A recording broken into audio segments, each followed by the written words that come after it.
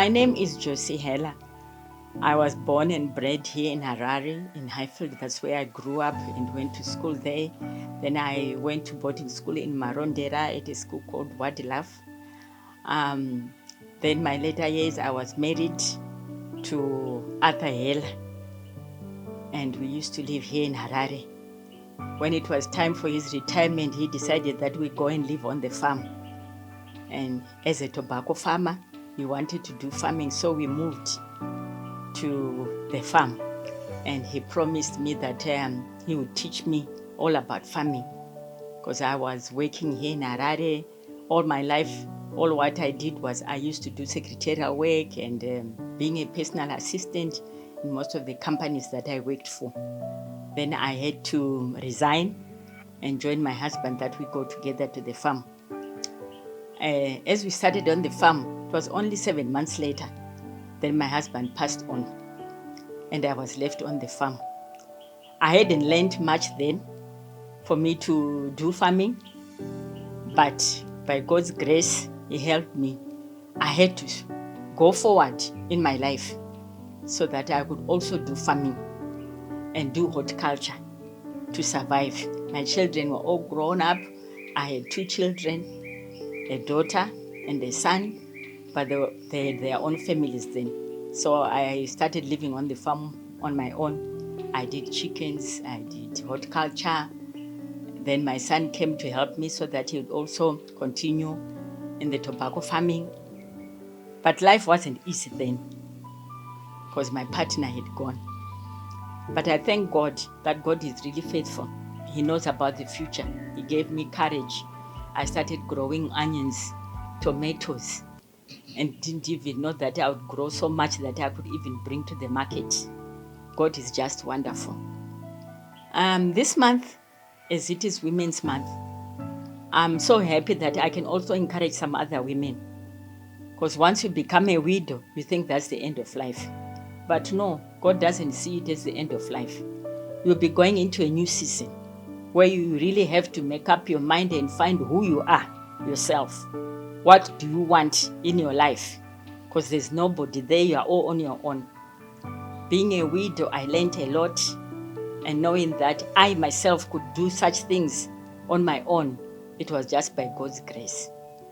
And you choose even the friends that you have. And life is a choice. You want to be lonely, you want to live on your own, the choice is yours. But I decided, no, I want to be who I am, what I love. I love cooking. And even if when I lived in the farm, where there's no electricity, where you use firewood, I would really make good meals on the firewood. Even remote, until a lot of people laugh about remote. But I used to make beautiful remote ikoko and have a nice cup of tea with a chimoto chakabiko chakanaka. Not that I don't have a husband, I just eat anything. I'm very particular about my diet. I really like having good food, and I also exercise. I walk. Then my son and his wife, they asked me to come and live in Harare. Over a year ago, I came to live with them here in Harare and live with the grandchildren and also participate, or like what all the grannies do, helping in the homework, sometimes also helping and taking them to school. Some days when they have tight programs, are also helping taking the children to the schools and picking them up, which makes really life going. And also the other thing that interests me so much is they also ask for homework or ask, Gogo, can you read for us? Or can I ask you, I can read for you and you can check even their homework and everything. And it brings back those memories like when I used to go to school. And mostly one of the things that I really enjoy with their homework is general knowledge. And sometimes I just laugh when I read the questions because I know them. Like, when they ask about Great Zimbabwe, about Vic Falls, it reminds me of those old days. But also the other thing that I would also like to encourage some other women as widows is the lifestyle that you lead. Do you go to church? Do you have friends? Do you visit? And in this modern age that we are living, we all have phones where we can communicate, even on WhatsApp, even sending messages. But we seem to circle ourselves with the loneliness that I don't have a husband anymore, so I live lonely. I'm not lonely. I've got plenty of friends, and I also visit and encourage them. And even when I hear about some other ladies who have also fallen into the same group that they are widows, I also encourage them. One thing that comes into my mind is when I first became a widow, I have a niece who is overseas.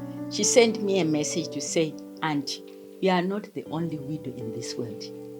Just do me one favor. And this favor that I'm asking you to do is don't be sick.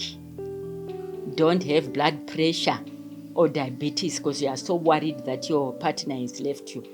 There are thousands of widows who are surviving in this day and age. So just do us a favor and keep yourself. And I really listened, which is true. There are thousands of widows. But as I said before, life is choice. You decide yourself whether you want to be happy or you want to be lonely. The choice is yours. What you spend your life doing, the life is yours. You choose. Some people, they never visit. They don't even know where their brothers and sisters live. You always feel that they should come to visit you. But life is not like that. You stand up, you go. Even when I came here into Harare, I exercise. I walk 4Ks every day. And to me, that gives me joy. I go to church. I've got so many friends at church. We have a prayer group. We pray together and encourage each other, which is nice. Life really goes well if you want to do something that really interests you. Even cooking now, I still bake. If the opportunity comes, I bake. I love baking, so I also bake cakes. And life to me goes on. As the Women's Month, yes, we are women, and God created us for a purpose in this world that we live in. What legacy are you going to leave for your children? What legacy are you going to leave for your grandchildren that they will remember you about? When I leave a legacy in my own life, I'm someone who's very particular. I am smart. And even when you talk about smartness, it's a commitment. It's not just you wake up and you think you can bath once a day at the end of the day. Life is not like that. The moment you step from your bed, you go to your bath and really make yourself presentable. That's what life is all about. Be happy. This is all I can encourage the women out there, the widows and everything. Be happy. Life is too short to worry and bring yourself to depression. No, God is there. He really loves us and He takes care of us. He's a father to the widows. So I really thank God for that. Thank you.